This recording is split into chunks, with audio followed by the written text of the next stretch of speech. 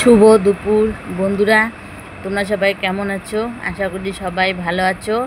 আমিও তোমাদের ভালোবাসায় আশীর্বাদে ভালো আছি।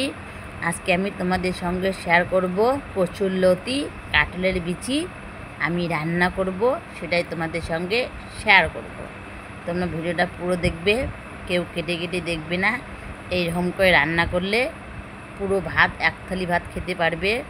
এই দেখো, আমি এখানে জল নিয়েছি, একটা কড়াইয়ের মধ্যে দিয়ে দেবো এই যে কাঁঠালের বিচি, কচুরলতি কেটে নিয়েছি। এগুলো এখন ভাপা দেব একটু চড়ে, ঢাকনা দিয়ে ভাপা বসিয়ে দিলাম। এইদিকে এই দেখো, আমি এই যে এখানে যে মাছ দেখেছো রেখেছি, কত্রি মাছ দিয়ে কচুরলতি রান্না করব, সেটাই তোমাদের সঙ্গে শেয়ার করব। কত্রি মাছ দিয়ে সেটাই তোমাদের সঙ্গে শেয়ার করবো। এইরকম করে রান্না করলে খুব টেস্টি হবে, খেতে খুব মজাদার হবে। এবার এই দেখো, আমার ভাপা তো বসিয়ে দিয়েছি, তোমরা তো দেখেছো। এবার আমি কি করব, দেখব হয়েছে কি না।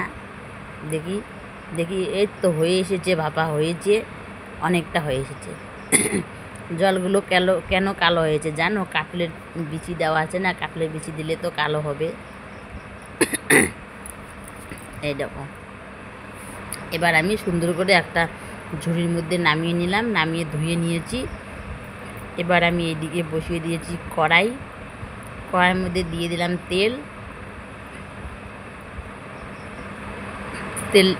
তেলটা একটু গরম হবে। এবার এই তেলের মধ্যে দিয়ে দেবো রসুন কুচি। তোমরা কাঁচা লঙ্কা কুচিও দিতে পারো, কারণ কচুরলতার মধ্যে কাঁচা লঙ্কা কুচি দিলে ভালো হয়, টেস্টি হয়। কিন্তু আমার কাঁচা লঙ্কা নেই, এই জন্য আমি শুকনো লঙ্কা দিয়ে দেবো। কারণ আমি শুকনো লঙ্কার গুঁড়ো এনেছি ভেঙে, শুকনো লঙ্কা ব্যবহার করি, কাঁচা লঙ্কাও করি, কিন্তু কাঁচা লঙ্কা শেষ হয়ে গেছে, এই জন্য শুকনো লঙ্কাটা দেবো। তোমরা চাইলে কাঁচা লঙ্কাও দিতে পারো কেটে তেলের মধ্যে, কোনো ব্যাপার না। লাল লাল করে ভেজে নেব আমি।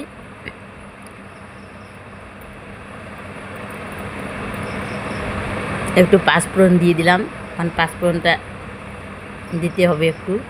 এবার আমি কচুরলতিগুলো দিয়ে দেব, দিয়ে ভালো করে নাড়াচাড়া করে নেব, একটু কাটাকাটি করে নেব। কাঁঠালের বিচি কচুরলতা দিয়ে অনেক টেস্ট লাগে, ভালো লাগে আমার খেতে। কাঁঠালের বিচি অনেক কিছু দিয়ে খাওয়া যায়, ডাঙা শাক দিয়ে খাওয়া যায়, অনেক কিছু দিয়ে। এদিকে এই দেখো, মাছগুলো আমি ভেজে রেখেছিলাম, কত্রি মাছ। মাছ ভাজা তোমাদেরকে দেখাইনি, কিন্তু মাছগুলো আগের মধ্যে আমি ভেজে রেখেছিলাম সুন্দর করে। এবার এদিকে আমি স্বাদ মতো লবণ দিয়ে দেব। এবার স্বাদ মতো হলুদ দিয়ে দেব।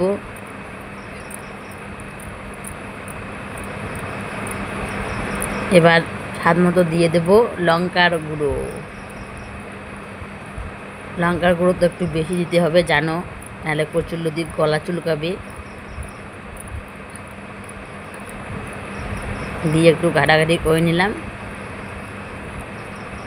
ভালো করে।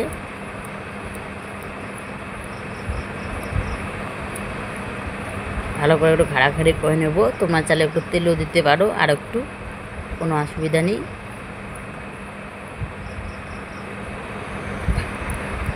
আমরা ঘাটাঘাটি করে নেব সুন্দর করে।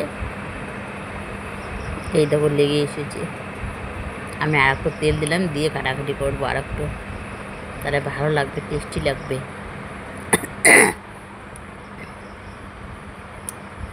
এই দেখো বন্ধুরা, আমার কচুরলতি রেডি। বড়দের কী করবো এখন মাছগুলো দিয়ে দেবো। এই যে মাছ দিয়ে দেবো, দিয়ে একটু, এই দেখো মাছ দিয়ে দেবো, দিয়ে একটু নাড়াচাড়া করে নেব।